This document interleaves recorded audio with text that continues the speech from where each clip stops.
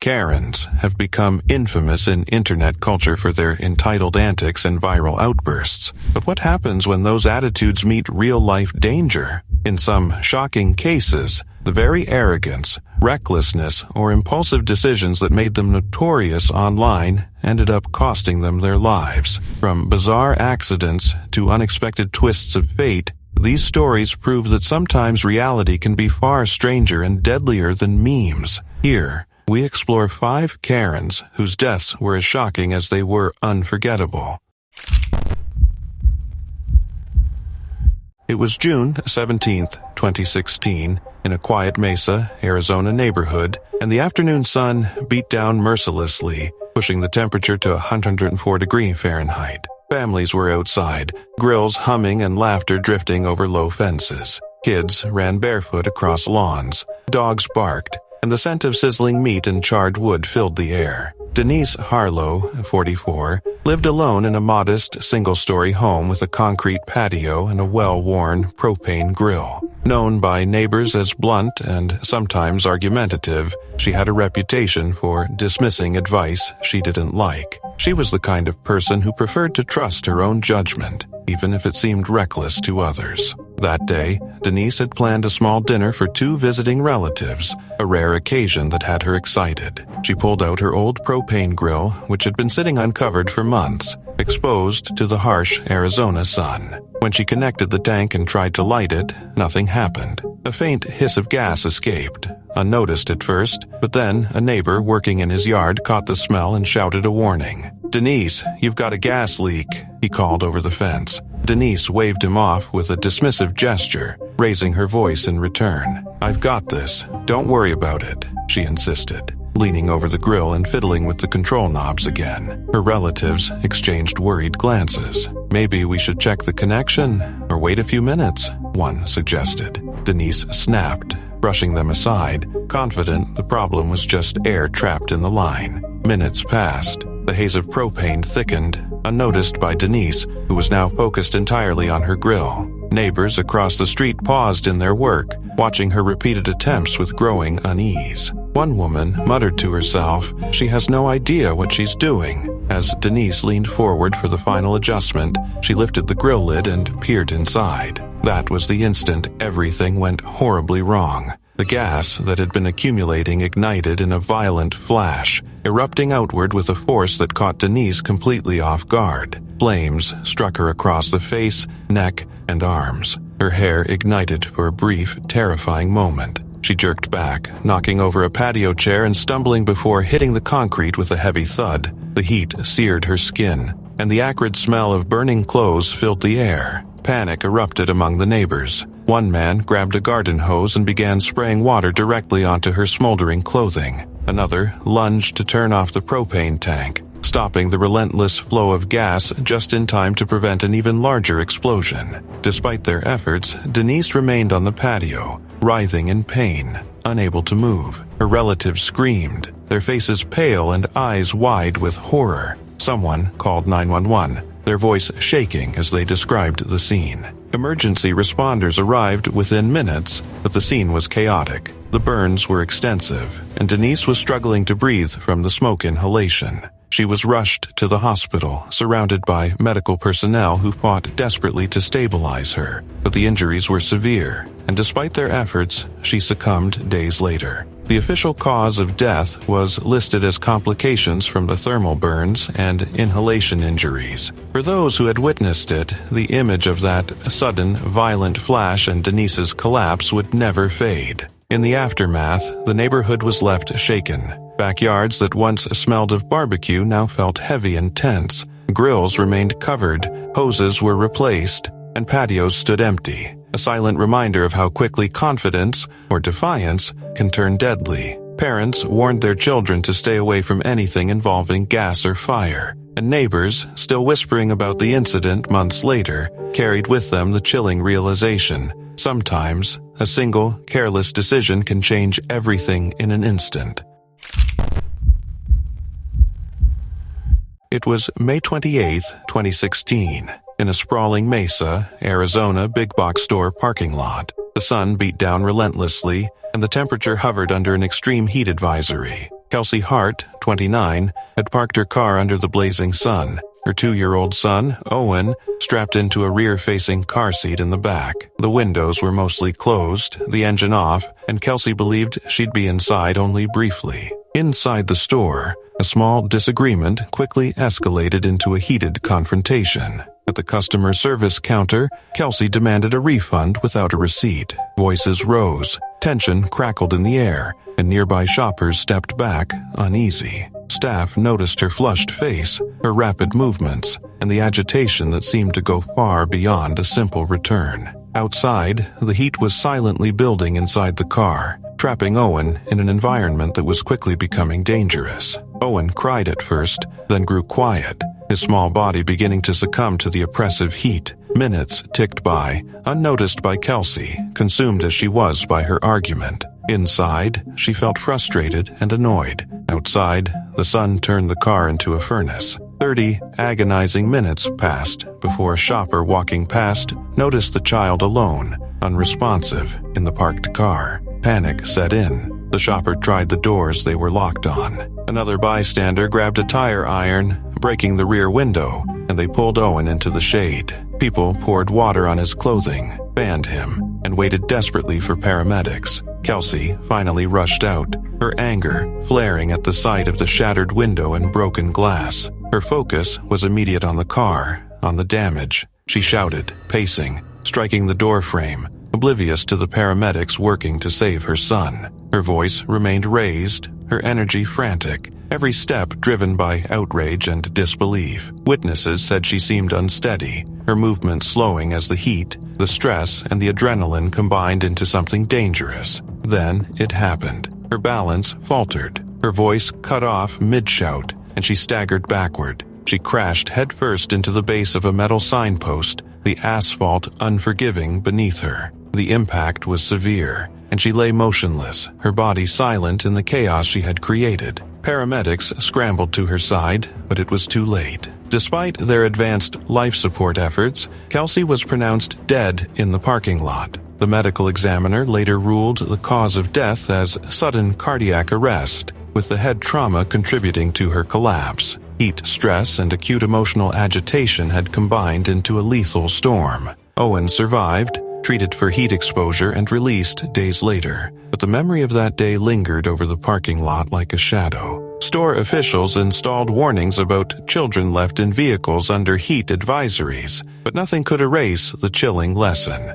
Moments of anger and distraction, compounded by the merciless Arizona sun, can turn routine errands into tragedy in the blink of an eye.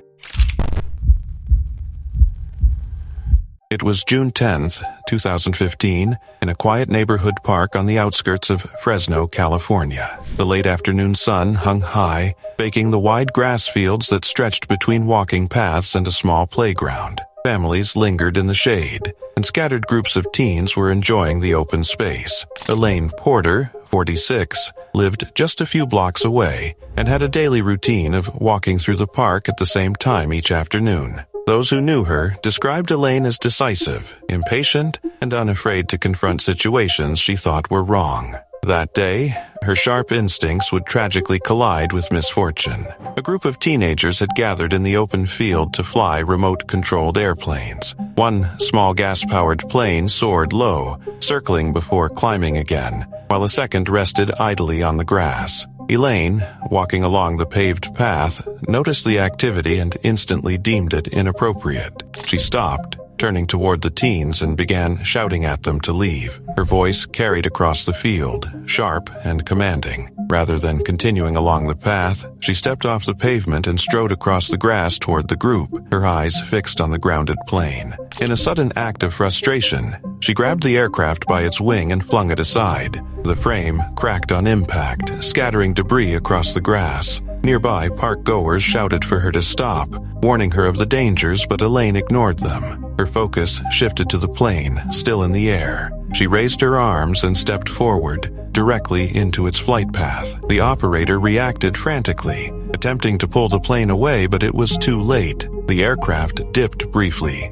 then surged forward under power. In an instant, the spinning propeller struck Elaine across her upper chest and neck. The plane broke apart on impact, fragments flying several feet as she collapsed backward onto the grass. Silence fell over the field, broken only by the stunned gasps of witnesses. Blood flowed rapidly, and Elaine could not speak. Park-goers called 911 immediately, their voices trembling with panic. Paramedics arrived within minutes, but despite their efforts, she remained unresponsive. She was transported to a nearby hospital, but the injuries were too severe. Elaine Porter was pronounced dead shortly after arrival. The medical examiner later determined the cause of death as catastrophic soft tissue injury and blood loss from the aircraft's propeller. The death was ruled accidental. In the months that followed, the city acted to prevent such a tragedy from happening again. Remote-controlled aircraft were restricted to designated zones.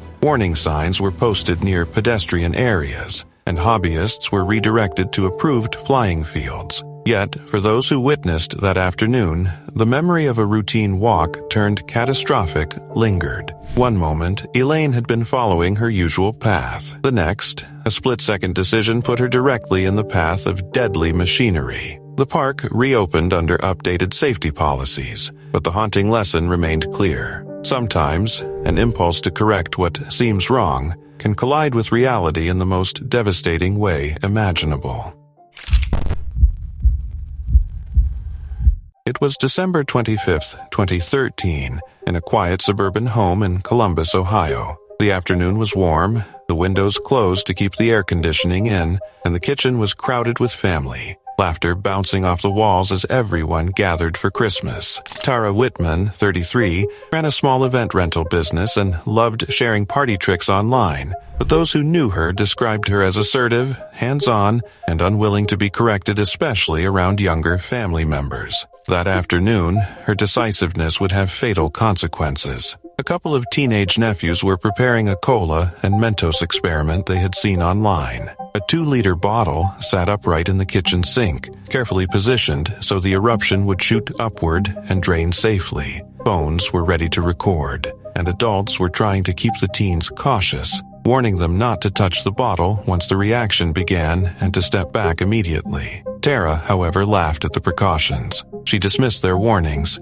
insisting she had done similar tricks before and that they were overthinking it. "Relax," she told them, brushing off the instructions. Then, without hesitation, Tara abruptly lifted the bottle from the sink. Someone warned her to put it back, to step away, but she snapped that she wasn't a child and didn't need instructions. She leaned closer to the counter, holding the bottle steady as a nephew dropped the Mentos inside. The reaction was immediate. Foam and soda surged violently, shooting upward far faster than anyone anticipated. Instead of setting the bottle down or stepping back, Tara raised it toward her mouth, apparently attempting to drink from it. In an instant, the pressurized soda flooded her mouth and throat, far beyond what could be swallowed or expelled safely. She began choking and gagging, her body convulsing as the bottle slipped from her grip and slammed against the sink. Soda and foam spilled across the counter, slicking the kitchen floor. Disoriented and panicked,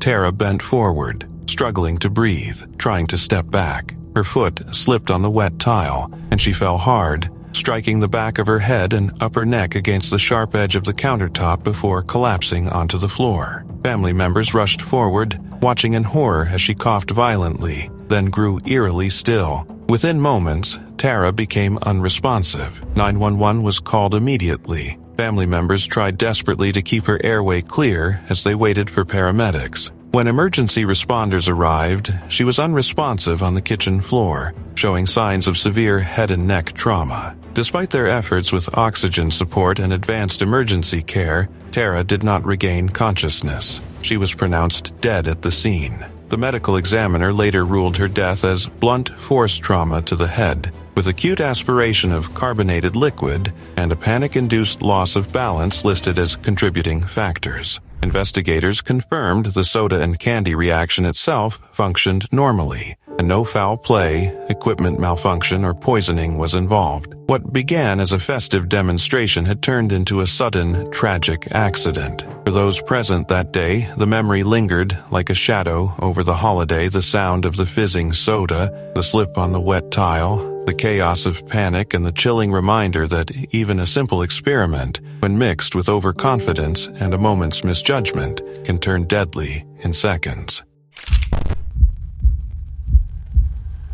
It was April 21st, 2018, at a busy city zoo in Omaha, Nebraska. Janelle Mercer, 31, was there with a small group of acquaintances. She worked as a retail supervisor and had joined the outing as a casual way to spend the day. People who knew her often described her as someone who disliked being corrected, especially in public. Rules, warnings, and signs tended to irritate her. If she believed something was unnecessary, she was the type to challenge it rather than follow it. To her, restrictions often felt like personal annoyances rather than safety measures. Near one of the exhibits, a viewing area had been partially closed. Barriers and warning signs blocked access to a section that overlooked the enclosure. Beyond the main railing was a narrow maintenance ledge scattered with loose gravel, an area never meant for visitors. It sloped gently downward toward a dry concrete moat that separated the public from the exhibit below. Zoo staff had closed it earlier due to crowding and poor visibility,